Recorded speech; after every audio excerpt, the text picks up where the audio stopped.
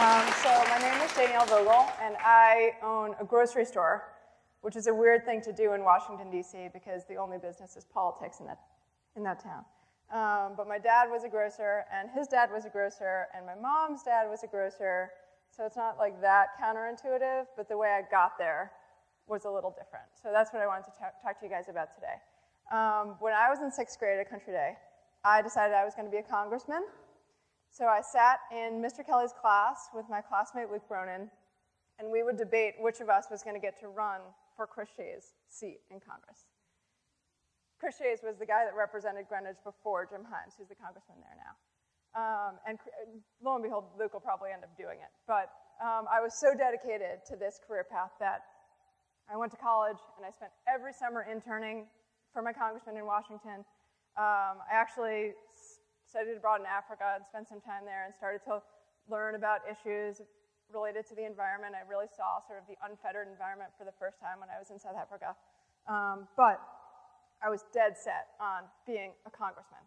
So after all these internships, I was finally ready. I was going to put on the suit and go to the important meetings and make the big decisions in Washington. But they didn't have any jobs. Staff was full. So I had to go work somewhere else for a minute. And I ended up working for an organization that does a lot of work on democracy issues, so like campaign finance and consumer protection, but also a bunch of work on the environment. But at the time, I just didn't care about the environment. In fact, in my interview, I asked them to please not make me work on issues related to the environment. But that was sort of impossible given what we did. And so I learned quickly that the environment is an area where the more you know, the angrier you become. And the more you get to understand how recklessly we consume our resources as a society, the more challenging our path is that lies ahead. And so finally I got the call from Washington one day, hey Danielle, I know it's Wednesday, can you move down by Monday to work on my staff? You're Chris Shays? Of course I can, I'll be there in a minute. So I moved down to Washington, and now a girl who had no interest in the environment was really excited to work on environmental issues for Congressman Shays. And so I spent a couple years down there working with him on forestry bills and wetland conservation bills and Arctic national wildlife protection bills. But there was this voice in my head, and it was a sentence my mom spoke too often when I was growing up. I have two sisters. They both went to Country Day too. She would say, girls, you can be whatever you want when you grow up after you graduate from law school. So I went to law school, humored her. And I got out of law school, and I was ready to go right back to Congress. But my guy had lost. He went down in 2008. He lost when the president won. And so I ended up taking a job at the Department of Justice, where I was basically suing polluters for breaking the Clean Air Act. So we were shutting down power plants, but we were doing it one smokestack at a time, which was not fast enough for me, because I was a girl who really wanted to make some change on climate policy. And so it was cool to have that law and order moment where I got to stand up in court, Danielle Rosengarten on behalf of the United States. Like that's a neat moment. But at the end of the day, these were claims from the 80s, and we were first shutting these power plants down well after 2000. So I wanted to go back to the Senate and regulate the whole industry, because this one smokestack at a time nonsense wasn't quite fast enough for me. So I went back to the Senate, where I worked for Senator Lieberman. You guys remember him? He just retired last year. He wrote every major climate change bill to ever come before the Senate. So this was like the place to be if you wanted to do this thing. So we spent 2 years writing this bill every single day in the Capitol building. Again, the fancy suits, the important meetings. We were negotiating in the Capitol building itself, and everybody was watching that cared about climate change. And we had industry in there trying to negotiate deals with us. We had the environmental groups in there trying to negotiate deals with us. And the perspective we took was, if you can drive it right up the middle and you can get everyone on board, we might actually pass this thing. Layer on top of that, you've got a president that seems to really care about climate change. And for the first time, there was a real prospect for success in this area. But then some stuff happened. The Tea Party took over the House. Senator Kennedy from Massachusetts died, which meant that the Democrats didn't have 60 votes in the Senate anymore. So basically, they couldn't do whatever they wanted.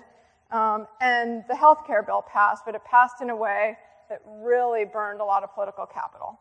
So now we had a House that was absolutely uninterested in making progress on this issue, a president who was a little bit sidetracked by healthcare and what healthcare had done politically, and then a group of moderates in the Senate who were scared that they wouldn't be reelected if they were seen working with the likes of us, this bipartisan group. And so my boss, fed up with this whole scene, decided to retire, and I decided I needed to do something. What am I supposed to do? The running for Congress thing didn't work. Congress didn't work out. The litigation thing didn't really work out, but I'm still completely committed to making climate change progress, and it seems like in Washington, where everything's politics, all the doors are closed. So then the genetics start pulling on me. My dad, like I said, was a grocer.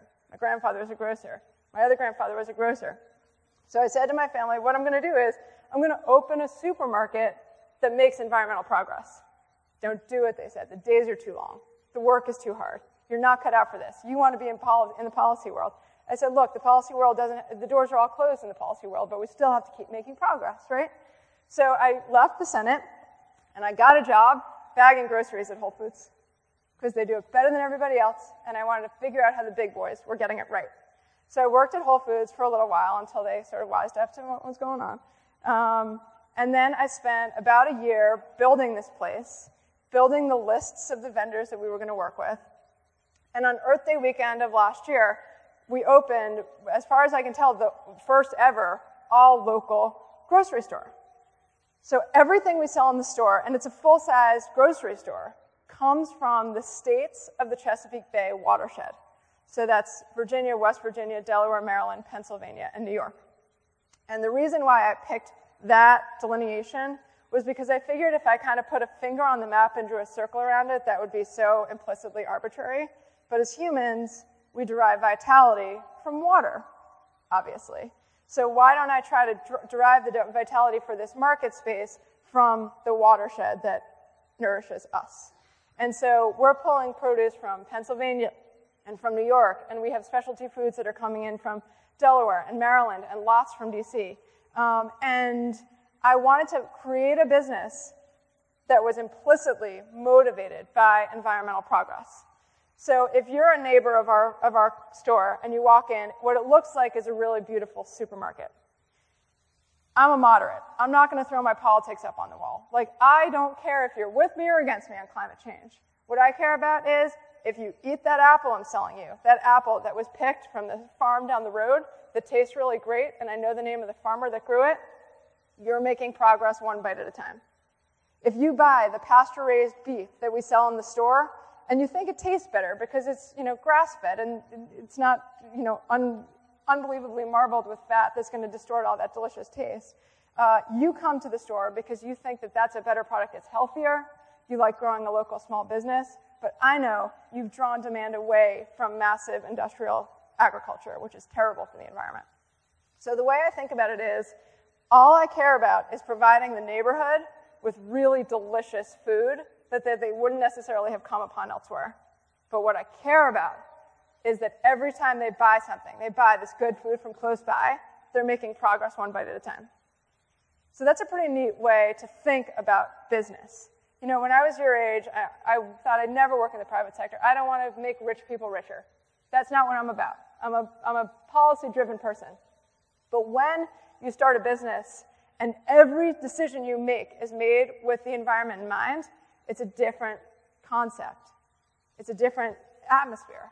The bar tops, the countertops are all made from recycled paper. All of the wood that we use to build the space used to be cattle farming at the farms of one of my produce vendors.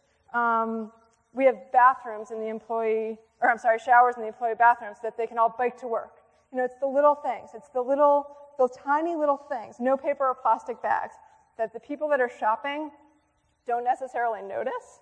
But when you're somebody that is as committed as I am to making progress on climate change, and you have the ability to make it in a way that's incremental, when you couldn't make it in a massive, legislative, large-scale way, you're at least moving the ball forward. And that's kind of the message that I wanted to leave you guys with.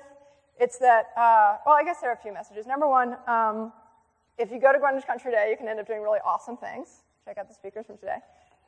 Number two is if you work in the sustainable food sector, you can wear sneakers and t-shirts to work. Check out Mike. And then finally, like when you find your thing, and I don't care if it's neuroscience or underwater basket weaving, do it. Just go all in. If you end up walking away and saving that passion for your daydreams, that's so much more expensive emotionally and intellectually than it would have been to stake it all on chasing the dream. It's worth doing. You have everything to lose if you don't. Love big, guys.